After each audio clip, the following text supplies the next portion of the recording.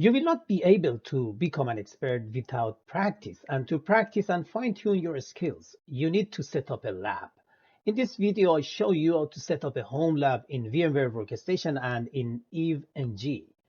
For VMware, here are the steps. First, we need to import the OVA file to the VMware.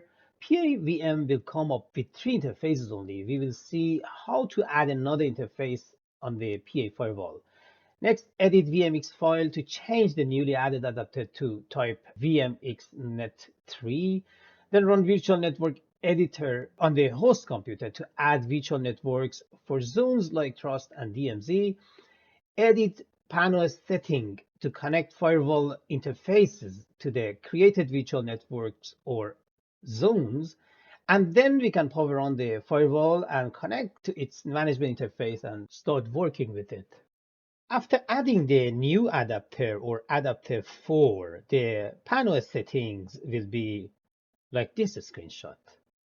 So in this slide, you will see the relation between the VMware VNIC or VMware adapters and PanOS VM series interfaces. The first adapter in the VMware is always management interface.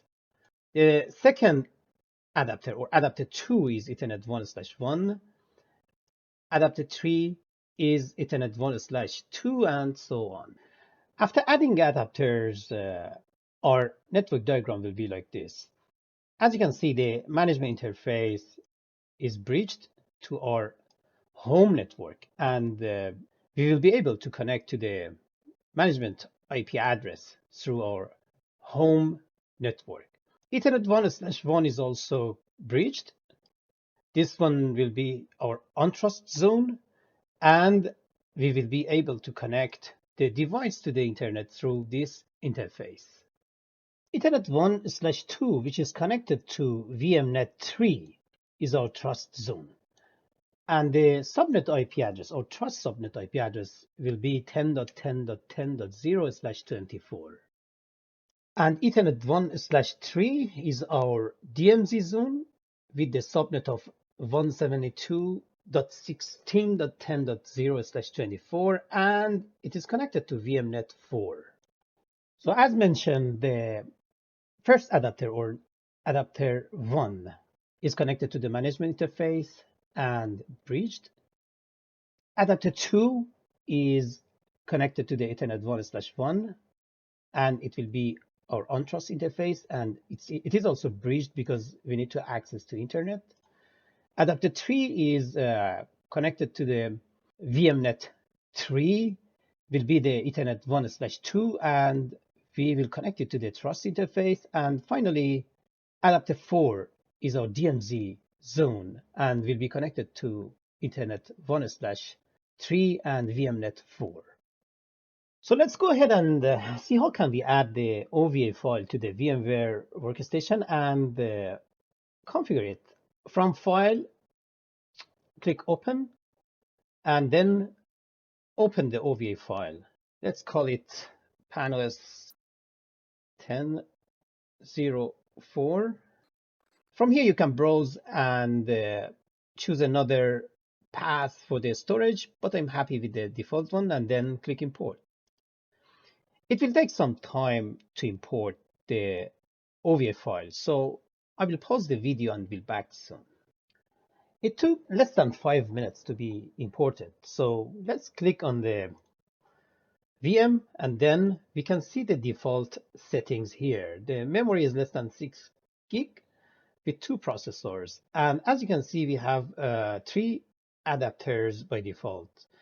The first adapter is for the management interface, and adapter 2 and 3 we can use for trust and untrust. And as you can see, there is no more adapter. To add new adapter, click Edit, and then Add, select Adapter, and Finish, and OK. As you can see, adapter 4 is being added, and now we need to make some changes in the VMX file, as mentioned in the configuration steps. So click on Edit, go to Options. You can find the working directory from here.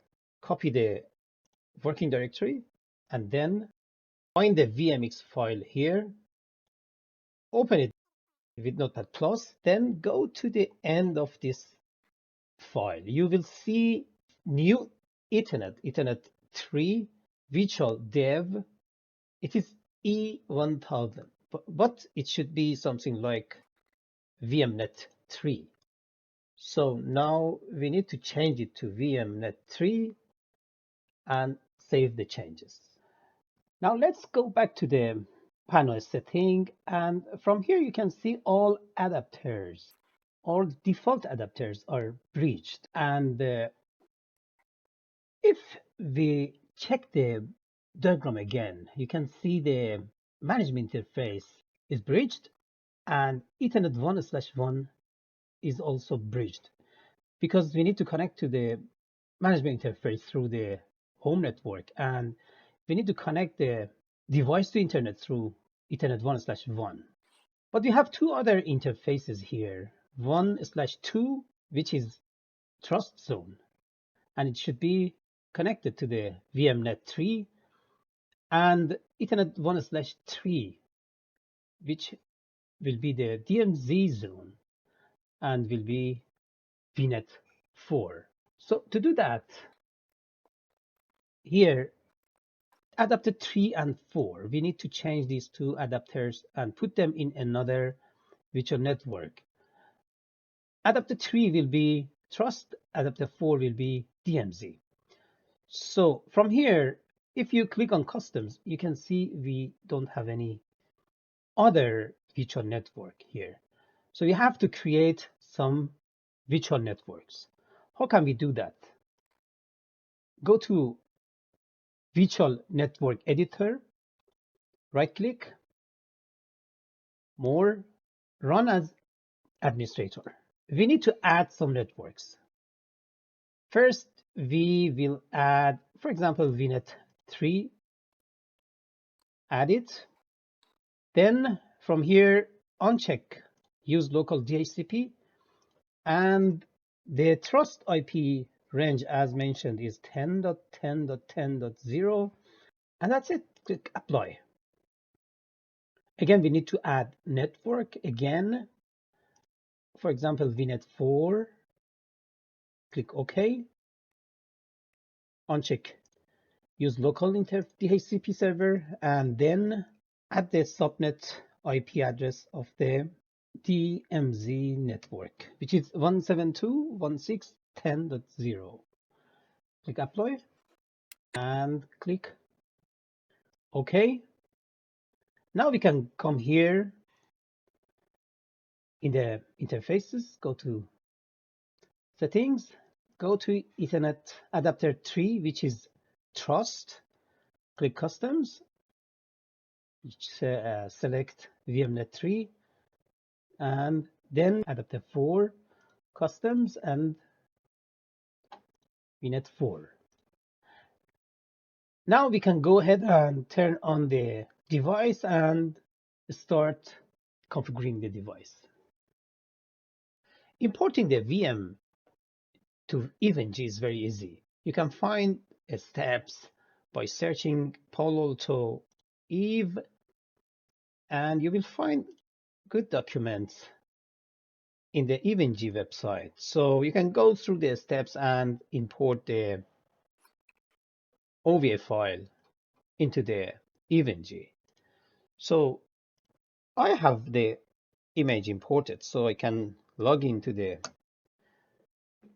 EVE-NG and then click add new lab to create a new lab. Call it PanOS lab and save it.